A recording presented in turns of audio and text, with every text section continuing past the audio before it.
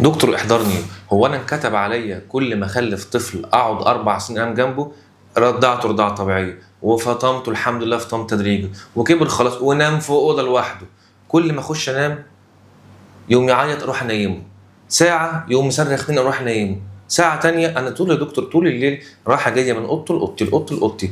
طيب عايزين نسال الموضوع لحد متخصص في نوم الاطفال يقول لنا نعمل ايه في المشكله دي. طيب في اطفال بتبقى لسه مش جاهزه ان هي تتنقل غرفه منفصله. كتب نوم الاطفال قالت ان اول 5 سنين من عمر الطفل ممكن عادي يفضل ينام مع مامته في نفس الاوضه او يتنقل في اوضه تانية.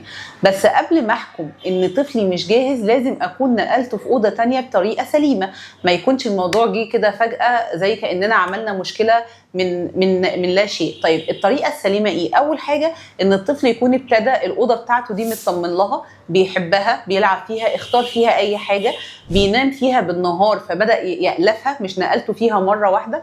ممكن في الاول لما ببدا انقل الطفل فيها انام على سرير جنبه، يعني ممكن المرحله الاولى انام على سرير جنب الطفل ولما يدخل في نوم عميق ابدا اتنقل واروح انا سريري.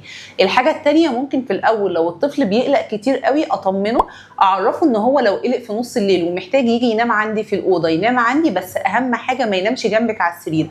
هنحط له مرتبه على الارض ان يبقى عارف ان هو مش اتحرم من النوم معانا.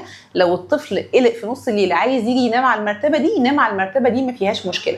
الحاجه الثالثه برضو ان انا ما فيش ما يمنع ان انا ابقى سايبه الباب بتاع اوضتي مفتوح او ان هو يبقى قريب مني فهو يبقى عارف ان هو ما انفصلش عني انفصال كلي. لو فضلنا نطبق الحاجات دي وطبعا بنكون عاملين روتين للنوم قبل النوم بيهدي الطفل وبيحبه، بنحكي له قصه، بنقعد معاه، فالطفل ما يبقاش حاسس ان احنا بنعاديه بنوديه اوضه تانية غصب عنه.